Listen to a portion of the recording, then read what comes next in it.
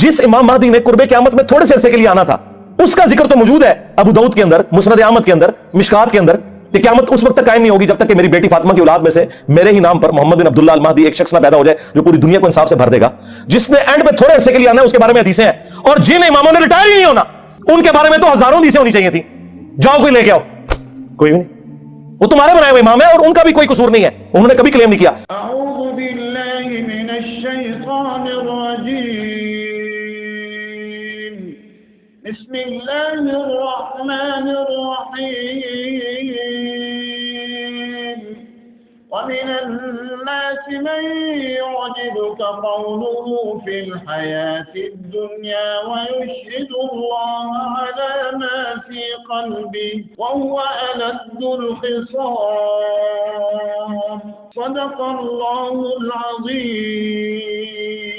ارشاد باری تعالیٰ ہے کہ لوگوں میں سے کچھ ایسے لوگ بھی ہیں من يعجبك قوله في الحياة الدنيا، جن کی بات آپ کو دنیا کی زندگی میں تعجب میں ڈالے، یعنی بڑی پیاری ظاہراً گفتگو کریں گے، اچھی گفتگو کریں گے. وَيُشْهِدُ اللَّهَ عَلَى مَا فِي قَلْبِهِ، اور وہ اللہ تعالیٰ کو گواہ بناتے ہیں اپنے دل پر کہ ہم بڑے نیک صالح ہیں. وَهُوَ أَلَدُّ الْخِصَامِ، اور وہ بڑے جھگڑالو ہیں. آج کل کے دور میں اس کی بڑی مثال دیکھنی ہو تو وہ انجینئر مرزا محمد علی ہے، جو انتہائی جھگڑالو ہے اور فساد مچا رہا ہے.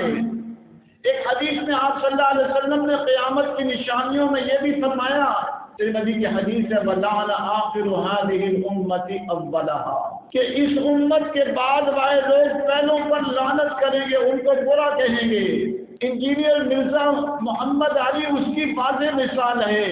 صحابہ کرام کو نہیں چھوڑتا، اور اس کے بعد تابعین کو، تبع تابعین کو، فقہا کو، اور امام ابو حنیفہ کو، امام شافعی کو، امام مالک، امام احمد بن حنبل کو نہیں چھوڑتا، کسی کو نہیں چھوڑتا. اور دجل و فریب کے ساتھ ان کے خلاف ان پر رد کرتا ہے. ایک جگہ وہ کہتا ہے دیکھیے جی حضرت مہدی کا ذکر تو موجود ہے کہ حضرت مہدی آئیں گے، اور امام ابو حنیفہ، امام شافعی، امام مالک، امام احمد بن حنبل کا ذکر کیوں نہیں؟ تو میرا ان سے سوال یہ ہے کہ اگر یہی بات ہے تو حضرت امام مہدی کا ذکر ہے اور ان کا ذکر نہیں ہے، تو پھر آپ امام بخاری، امام مسلم، امام ابو داؤد اور ابن ماجہ صحاح ستہ کا ذکر کرتے ہیں، ان کا ذکر حدیث میں ہے، یا ان کے مصنفین کا ذکر حدیث میں ہے. اور پھر یہی نہیں، واضح طور پر تو حضرت ابو بکر صدیق رضی اللہ تعالی عنہ کی خلافت کا ذکر بھی نہیں ہے، حضرت عمر فاروق رضی اللہ تعالی عنہ، حضرت عثمان غنی، حضرت علی رضی اللہ تعالی عنہ کی خلافت کا ذکر بھی نہیں ہے. کیا اس لیے یہ رد کر دیا جائے گا امام شافعی، امام مالک، امام احمد بن حنبل کو، جبکہ ان کا ذکر احادیث میں اس طرح موجود ہے کہ علماء کا ذکر موجود ہے، ان کے فضائل موجود ہیں، فقہا کا ذکر موجود ہے، جو قرآن و سنہ پر چلنے والے ہوں اور قرآن و سنہ کے ماہرین ہوں، ان کا ذکر تو بہت زیادہ موجود ہے. حضور صلی اللہ علیہ وسلم نے بڑے فضائل بتائے، آپ صلی اللہ علیہ وسلم نے فقہا کے فضائل بتائے. ایک حدیث میں آپ صلی اللہ علیہ وسلم فرماتے ہیں قال رسول اللہ صلی اللہ علیہ وسلم اذا اراد اللہ بعبد خیرا، اللہ تعالیٰ جب کسی بندے کے ساتھ خیر کا ارادہ فرماتے ہیں فقہہ فی الدین، اللہ اس کو دین کی سمجھ نصیب فرماتے ہیں، دین کی فقہ، دین کی بصیرت، دین کی معرفت نصیب فرماتے ہیں. وَزَهَدَهُ فِي الدُّنْيَا، اور دنیا میں زہد عطا فرماتے ہیں. وَبَصَّرَ عُیُوبَهُ، اور اس کے عیوب اس کو دکھا دیتے ہیں. ایک حدیث میں آپ نے فقہا کی یوں تعریف فرمائی قال رسول اللہ صلی اللہ علیہ وسلم اذا اراد اللہ بعبد خیرا، اللہ تعالیٰ جب کسی بندے کے ساتھ خیر کا ارادہ فرماتے ہیں فقہہ فی الدین، اس کو دین کی سمجھ، دین کی معرفت، دین کی پہچان نصیب فرماتے ہیں. اور ایک حدیث میں آپ صلی اللہ علیہ وسلم نے یوں ان کی تعریف فرمائی، یعنی فقہا کی تعریف فرمائی قال رسول اللہ صلی اللہ علیہ وسلم من یرد اللہ بہ خیرا یفقہہ فی الدین، اللہ تعالی جب کسی کے ساتھ بھلائی کا ارادہ فرماتے ہیں تو اس کو دین کی سمجھ، دین کی بصیرت، دین کی معرفت عطا فرماتے ہیں۔ ایک حدیث میں آپ صلی اللہ علیہ وسلم نے یوں ان علماء کی تعریف فرمائی، فرمایا قال رسول اللہ صلی اللہ علیہ وسلم عالم ينتفع به خیر من الف عابد، فرمایا وہ عالم جس سے نفع حاصل کیا جائے وہ بہتر ہے 1000 عابدوں سے۔ تو معلوم یہ ہوا کہ آپ صلی اللہ علیہ وسلم نے علماء کی تعریف فرمائی اور فقہاء کی تعریف فرمائی۔ ایک حدیث میں یوں فرمایا قال رسول اللہ صلی اللہ علیہ وسلم معلم الخیر یستغفر له كل شیء حتى الحیتان فی البحار، فرمایا خیر کا معلم اس کے لیے ہر چیز استغفار کرتی ہے، یہاں تک کہ سمندر کی مچھلیاں وہ بھی استغفار کرتی ہیں۔ ایک حدیث میں فرمایا قال رسول اللہ صلی اللہ علیہ وسلم فضل العالم علی العابد، فرمایا عالم کی فضیلت عابد پر ایسی ہے کہ فضلی علی ادناکم، جیسے میری فضیلت تم میں سے ادنا پر۔ سبحان اللہ۔ تو آپ صلی اللہ علیہ وسلم تو فضیلت بتلا رہے ہیں علماء کی، کہ علماء کے کیا کیا فضائل ہیں، اور یہ کہتا ان کا ذکر ہی نہیں ہے، یہ کہتا ان کا ذکر ہی نہیں ہے۔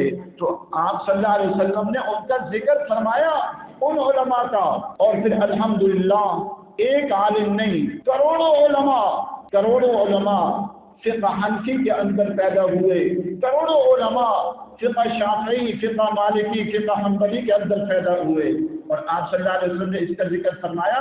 ایک حدیث میں جو اختلاف ہے، طبی اختلاف یہ رحمت ہے۔ قال رسول اللہ صلی اللہ علیہ وسلم اختلاف امتی رحمت، اس سے مراد میری امت کا جو اختلاف ہے فقہی اختلاف وہ رحمت ہے۔ بعض اوقات مسائل ایک میں نہیں ملتے، دوسرے میں مل جاتے ہیں، تو اس لیے یہ کہنا کہ ان کا ذکر بالکل ہی نہیں ہے، تو بھائی اگر ان کا ذکر نہیں ہے تو امام بخاری کا ہے، امام ابو داود کا ہے، امام مسلم کا ہے، امام ترمذی کا ہے، تمہارا مقصد صرف یہ رہ گیا نعوذ باللہ کہ تم صحابہ کرام پر طعن و تشریح کرتے ہو، حضرت معاویہ رضی اللہ تعالی عنہ پر، اور اس کے بعد فقہاء پر طعن و تشریح کرتے ہو، اور مجاہدین پر طعن و تشریح کرتے ہو، کبھی صحابہ کرام کے فضائل بیان نہیں کرتے جو صحابہ کرام عظمتوں کے نشان ہیں۔ حضور صلی اللہ علیہ وسلم کے ساتھ جہاد کے میدانوں میں نکلے، حضور صلی اللہ علیہ وسلم کے بعد جہاد کے میدانوں میں نکلے، اور فقہاء نے بڑے بڑے کام کیے، اور پھر انشاءاللہ میں اس پر عن قریب ایک بیان کروں گا اور یہ بتاؤں گا کہ بخاری شریف کی شروحات عربی کس سے لکھی، وہ سارے کے سارے یا حنفی ہیں یا شافعی ہیں یا مالکی یا حنبلی ہیں۔ بخاری کی شروحات لکھنے والے عربی، اردو، انگلش میں وہ سارے کے سارے فقہاء ملیں گے، اور وہ فقہاء حنفی، شافعی، مالکی، حنبلی ہیں۔ مسلم کی شروحات لکھنے والے کون ہیں؟ وہ سارے کے سارے الحمدللہ یہی ملیں گے، کوئی حنفی ہے، کوئی شافعی ہے، کوئی مالکی ہے، کوئی حنبلی ہے۔ ابو داؤد کی شرح، ترمذی کی شرح، انجینئر مرزا سے میرا سوال ہے، کوئی ایک عربی شرح تم نے یا تمہارے حواری نے لکھی ہے؟ ایک عربی شرح بتاؤ، یا ایک اردو شرح ہی بتا دو۔ تمہارا کام صرف اور صرف یہی ہے جو قرآن میں تمہاری طرف جیسے لوگوں کی طرف اشارہ ہے، وَمِنَ النَّاسِ مَن يُعْجِبُكَ قَوْلُهُ فِي الْحَيَاةِ الدُّنْيَا وَيُشْهِدُ اللَّهَ عَلَى مَا فِي قَلْبِهِ وَهُوَ أَلَدُّ الْخِصَامِ۔